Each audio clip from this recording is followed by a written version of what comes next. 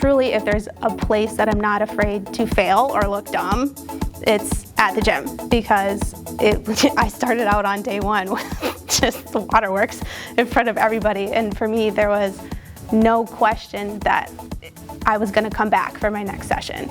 Now it's been 3.5 years. I had graduated college, I feel like just barely. I mean, maybe everybody feels like they just barely made it out of college, but I was like, I survived.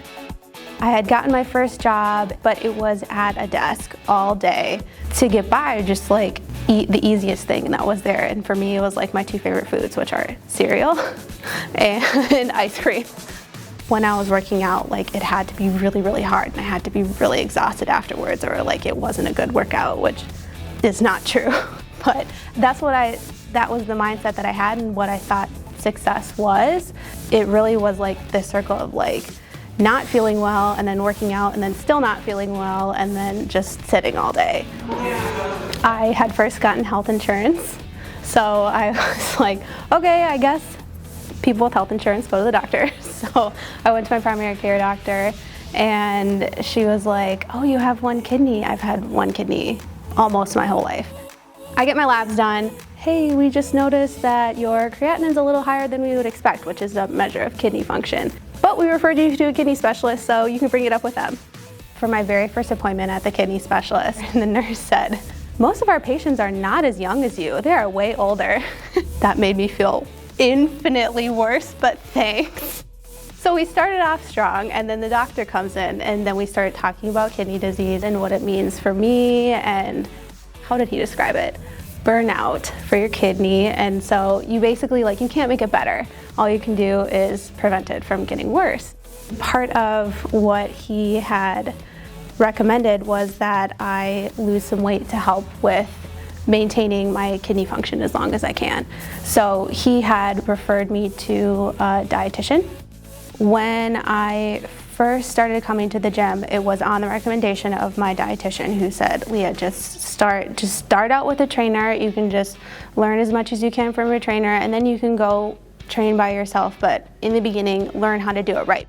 Anything that I did and following that was advice was with this like cloud over it that was like, you better not mess up, because this is your only chance to figure this out. And it was a really intense time, actually. My first day coming to the gym, I wasn't feeling my best. I was feeling like a beginner at everything. It was so foreign to me, like that movement and using those muscles to move in that way, that I couldn't find those muscles. And that was like totally understandable, because I'd never lifted weights before. These are muscles I've rarely used, right? And I can look back and say it was a basic movement, but for me, it was something brand new. Inside, I'm like, oh, why can't I just do this? He's like, flex your lats. I'm like, what are lats? Like, I don't know. He just barely poked the muscle to try and release the knot, and it all just like adding just a little bit of physical discomfort. It all just like, I just started bawling. Would not stop, because that's what happens when you're crying about something that's a lot more than Jason just poking you on the side. Like, it was not about that. It was just like everything, I just started crying, couldn't stop, middle of the gym, busy gym. But Jason was super, super nice about it. Like, he just took it in stride. Like, we just went over to the corner, and he sat down, and I sat down on the floor, and he's like telling me about his daughter and what TV show she likes to watch, and telling me about his weekend, while I'm like trying to like get myself together, like pulling, like, oh, it's okay, it's okay, it's okay. And I think once I was able to calm down, it was at that moment that I thought that this is going to be a safe space for me. As I trained more and more, 6 months in, 12 months in, I started seeing these like physical and visual changes that I had never anticipated or expected to come out of this effort. And I'm doing this because I like feeling strong, and I like the accomplishment of being able to lift that thing or go a level higher, or like be able to do that many reps.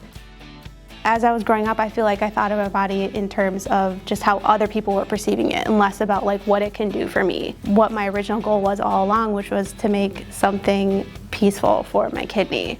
But along the way, it was also just mentally this like inner peace that is like, so hard to explain, but I wish that I could like package it and like have all of the women in my life like learn how to lift and be able to have that feeling. With training, with anything in fitness, with anything in nutrition, you don't have to go 0 to 100. So if what works for you is to just train once a week, the key with anything with nutrition and training is consistency. So if it means eating an extra serving of vegetables today and eating an extra serving of vegetables tomorrow, and that's the only thing you change, that's the only thing you change. You just made a huge change. And so, especially when you're approaching training, it can seem like this huge undertaking and a whole other culture and world. But if you just take it once a week and commit to doing that once a week for a year, you're still gonna see these amazing changes, which will make you wanna do it more and more and more.